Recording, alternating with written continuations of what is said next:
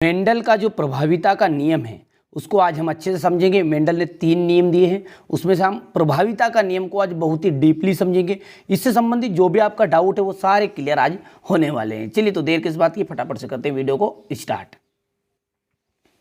तो देखिए, इसको हमने जो मेंडल ने मटर के पौधे का प्रयोग किया है उसके द्वारा समझते हैं। देखिए, मटर के उन्होंने 2 पौधे लिए, एक तो शुद्ध लंबे पौधे और शुद्ध बोना। ठीक है, लंबा का मतलब है कैपिटल टी और कैपिटल टी, ठीक है, और स्मॉल टी और स्मॉल टी का मतलब होगा बोना। ठीक है, यदि आगे हम जब इसके क्रिया इन दोनों का संकरण कराएंगे तो यदि एक कैपिटल टी आया दोनों तो लंबा कहलाएगा, जैसा कि यहाँ पर लिखा हुआ है। यदि स्मॉल टी आया तो बोना कहलाएगा। ठीक है, लेकिन यदि ऐसा हो गया कि कैपिटल टी और स्मॉल टी आया तो भी पौधा लंबा ही कहलाएगा। ठीक है, क्योंकि इसमें लंबे पौधे के लक्षण है और बोने के इसने अप्रभावी कर दिए। तो यहाँ पर इसी तरह मेंडल ने 2 पौधे लिए शुद्ध, एक तो लंबा शुद्ध पौधा है और इधर बोने पौधे लिए। तो इनके फिर उन्होंने गेमेट निकाले यानी युग्मक निकाले। तो यहाँ पर इसका 2 हो गया, टी और टी, इसके भी 2 आप बन गए, टी और टी। अब ये टी इसके साथ क्रिया करेगा क्योंकि दोनों सीरियल बाय सीरियल करेंगे। तो यहाँ पर गौर से देखिएगा आप। ठीक है, अब ये क्या बना बताइए, कैपिटल टी और स्मॉल टी। यही टी इसके साथ क्रिया करेगा,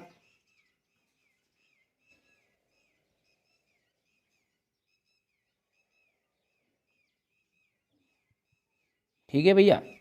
चलिए, तो ये क्या बना आपका, कैपिटल टी और स्मॉल टी।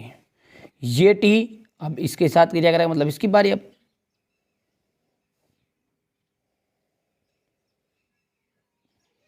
तो कैपिटल टी और स्मॉल टी, और यहाँ पर इसके साथ क्रिया करा तो ये भी कैपिटल टी और स्मॉल टी। अब मैंने पहले ही बताया, यदि भले ही आगे पीछे लिख दो, भले स्मॉल टी आगे लिख दोगे कैपिटल टी, वैसे सही तरीका यही है, पहले कैपिटल लिखाएगा फिर स्मॉल लिखाएगा। ठीक है, तो ये सारे के सारे पौधे आपको कैसे नज़र आ रहे हैं मैंने बता ही दिया। वहाँ पर लंबे, ये भी लंबा, ये पौधा भी लंबा, ये पौधा भी लंबा। यहाँ पर एक चीज़ गौर करी, सारे के सारे पौधे लंबे हो गए तो बोना कहाँ गया, यानी कि बोने के जो लक्षण है वो तो है तो सही इनमें, पर वो छिप गए हैं। और कौन ताकतवर निकला, लंबा पौधा ताकतवर निकला। इतनी सी बात आप जान लीजिए। तो बस यही जो लक्षण दिखाई दिए, तो ये जो गुण दिखाई दिए, ठीक है, इन गुणों को की जो प्रवृत्ति है वो प्रभाविता कहलाती है। प्रभाविता मतलब उन्होंने प्रभाव डाला, और यही नियम वास्तव में क्या है, मेंडल का पृथक प्रभाविता का नियम है। तो इसकी परिभाषा आप किस तरह देंगे, यहाँ से देख लीजिए।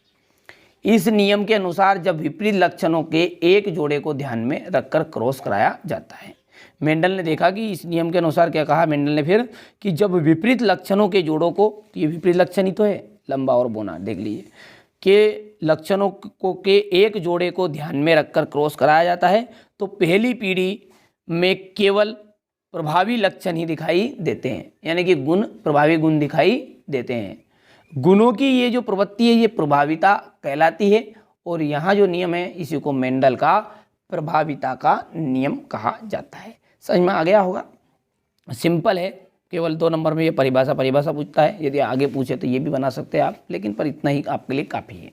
ठीक है, तो चलिए मिलते हैं अगले वीडियो में। इसी तरह के मोस्ट इंपोर्टेंट प्रश्न देखने के लिए आप चैनल की जो ये वीडियो है ना, इसी डिस्क्रिप्शन में प्ले लिस्ट की लिंक दे रहा हूँ, आप तो अच्छे से कवर करो, अच्छी मेहनत करो, जितने भी इंपॉर्टेंट क्वेश्चन है देख लीजिए। अगले वीडियो में हम गुणसूत्र का जो पूरा प्रश्न है कि मनुष्य में लिंग निर्धारण की प्रक्रिया कैसे होती है उसको कवर करेंगे। चलिए, तो देर किस बात की, फटाफट से वीडियो को समाप्त करते हैं यहीं पर, और अगले वीडियो में हम अच्छे जो इंपॉर्टेंट प्रश्न हैं उनको कवर